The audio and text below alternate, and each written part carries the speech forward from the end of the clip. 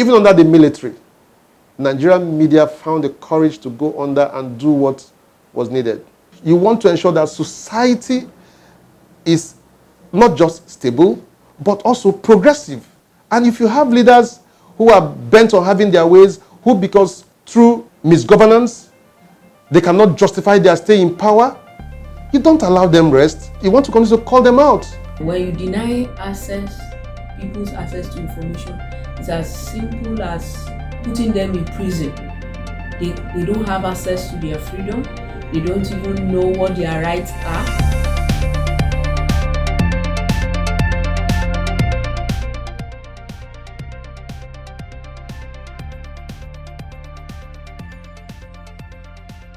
My name is Sam Ibemere, and I'm the editor-in-chief at Ripples Nigeria.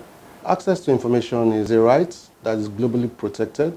The UN Charter, the ECOWAS Charter, the Constitution of the Federal Republic of Nigeria does protect access to information. It is important for every society that wants to make progress. It enables them know what the leadership, indeed the government, is doing in terms of managing resources, in terms of deploying the same resources. When you're informed, you are empowered. So the media is important in the entire permutation. My name is Lekon Otufodunrin. I'm presently the Executive Director of Media Career Development Network. Access to information is very crucial for the work that journalists do.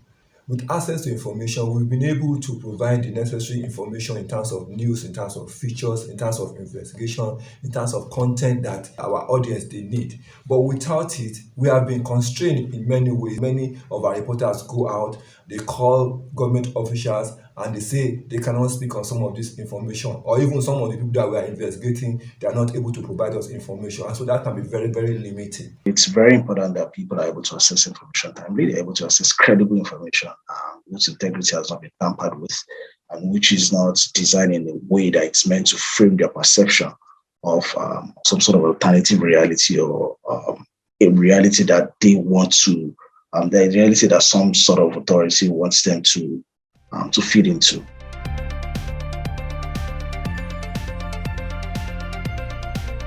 I'm Dr. Catherine Oyetunji Alemide. I'm a psychologist. I specialize in social psychology. You use information to rule the world. When you deny people's access to information, it's as simple as putting them in prison.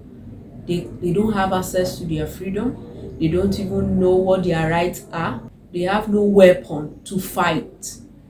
So when the government withdraws information, they want to make the people, the populace, to remain in perpetual darkness. This whole conversation about the internet shutdown and all that, I mean, you've heard the pro and the cons about the arguments and all that, but it all boils down to impunity. And how do I mean? Why did government have to wait until a tweet that was put out by Mr. President was queried by Twitter? It simply shows it was just one man deciding that his actions should not be called to question. There are so many other ways, there are so many other laws that have been instituted, or that have been enacted rather, okay, that can call the journalist to order. You didn't have to shut down the internet space or bring down Twitter. Internet shutdown, whatever they choose to call it, pretty much the same way it affects every other member of the public. It's the same way it also affects both the traditional and online media.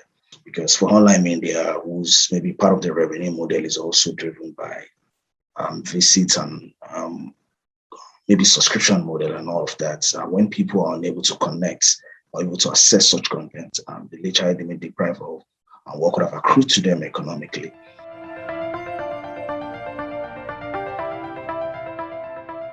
When people don't have access to information, number one, they tend not to know what to do. And not knowing what to do takes you to the state of learned helplessness. In Nigeria, where we have insecurity, there's joblessness, nobody knows what to do. So that state of helplessness is a psychological state. Sometimes they hang on to spirituality, we spiritualize the whole thing and believe that God will help us when we cannot help ourselves.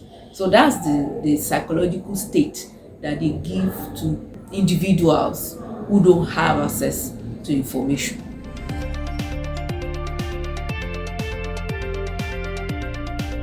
Navigating obstruction is something that we've been doing over the years. When these things happen, we first of all demand that it should not happen. And when it happens, we advocate against it. We insist that it's our right, it's an inalienable right. We insist on the use of freedom of information law, which has been passed, which allows us to demand for information and compels government officials to provide it for us. But beyond that, we have multiple sources. We don't only rely on official sources.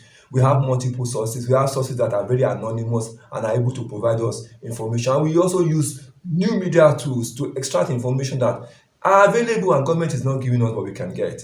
My name is Temitope Templar Olaya. I'm the news editor of the Guardian newspaper, the flagship of the Nigerian press. When stories are trying to injure or improve the character of an organization, a company, a state, a government, or a public entity, there's always the first reaction: let us show information. By the time we don't say anything, the next thing is fake news. What we do is we try to go around that situation by doing some fact checking and also some second respondent confirmation. So in the sense that if this story has to do with the federal government, we are calling on the federal government. They are not denying, they are not confirming, they are just keeping news. We now have to go through the other process of trying through sources. There are some sources who may not want to be on record, and so we have to protect the condition of anonymity to get it and say, okay, this story do not confirm, but the sources who accompany the Guardian said it's true.